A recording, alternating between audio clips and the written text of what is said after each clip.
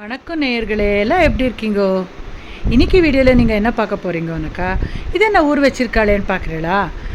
நைட்டே 1 cup steel cut oats, 1/2 cup வெள்ளை உளுந்து ரெண்டுத்தையும் ஊர் வச்சுருக்கேன். இது ஒன்றும் ஃபர்மெண்ட் பண்ணணுன்ற அவசியம் இல்லை.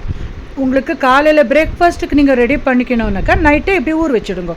உங்களுக்கு எவ்வளோ தேவையோ அவ்வளோ ஓட்ஸ் எடுத்துக்கோங்க, அதில் பாதி உளுந்து எடுத்துக்கோங்க. காலையில் பிரேக்ஃபாஸ்ட் செய்கிறதுக்கு முன்னே ஊர் வச்சிருக்கிற ஓட்ஸு உளுந்து ரெண்டுத்தையும் மிக்ஸி ஜாரில் போட்டுட்டு அரைப்படணும். அதுக்கு அரைக்கிறதுக்கு முன்னே ஃப்ரெஷ்ஷாக இருக்கிற மாதிரி ஒரு சின்ன வெங்காயம் ஒரு 4 பீஸ் பண்ணி போடுங்க. காரத்துக்கு உங்களுக்கு எவ்வளோ தேவையோ அவ்வளோ பச்சை மிளகாய் போட்டுக்கோங்க, ஒரு துண்டு இஞ்சி போட்டுக்கோங்க, கருவேப்பிலை போட்டுக்கோங்க, அப்புறமா 1 டீஸ்பூன் ஜீரகம் போட்டுட்டு எவ்வளோ தேவையோ அரைக்கிறதுக்கு தண்ணி ஊற்றிட்டு நைஸாக அரைச்சி எடுத்துக்கோங்க. அரைக்கிறதுக்கு முன்னே உப்பு கூட சேர்த்துடுங்க, ஒரு 1/2 டீஸ்பூன் பெருங்காயத்தூள் கூட சேர்த்துக்கோங்க.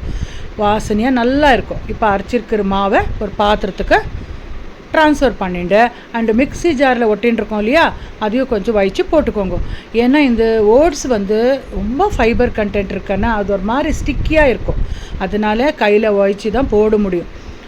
கரண்டியில் இப்படி தட்டினா கண்டிப்பாக வராது சொல்லியிருக்கேன். அப்புறமா அதுக்கு தொட்டுக்கிறதுக்கு ஒரு சட்னி பண்ணலாம். எப்படி சட்னி பண்ணுறதுனாக்கா, 1 டேபிள் ஸ்பூன் அளவுக்கு கடலைப்பருப்பு, வேர்க்கடலை 1 டேபிள் ஸ்பூனு, பொட்டுக்கடலை 1 டேபிள் ஸ்பூனு, ஒரு துண்டு இஞ்சி, காரத்துக்கு ஏற்ற பச்சை மிளகா, பெருங்காயம் எல்லாம் சேர்த்துண்டு ஒரே 1 டீஸ்பூன் ஆயில் விட்டு நல்லா வறுத்துடுங்க. அப்புறமா ஒரு குட்டி புளி போட்டுட்டு 2 கைப்பிடி அளவுக்கு ஃப்ரெஷ்ஷாக துருவின தேங்காய் துருவல் சேர்த்துக்கோங்க. இந்த பெருங்காயம் சேர்க்கறதுனால நல்ல ஃப்ளேவராக இருக்கும், டைஜஷனுக்கும் ரொம்ப நல்லது. லாஸ்ட்டில் ஒரு 1/2 டீஸ்பூனு வெள்ளைப்பொடி சேர்த்துக்கோங்க. தேங்காய் பின்ன வெள்ளைப்பொடி அடுப்பை அமர்த்திட்டு தான் சேர்க்கணும், முன்னே சேர்க்காதேங்கோ, அது ஒரு மாதிரி தண்ணி விட்டுனுடும். இப்போ மிக்ஸி ஜாரில் போட்டுட்டு தண்ணி ஊற்றிட்டு நைஸாக அரைச்சி எடுத்துக்கோங்க.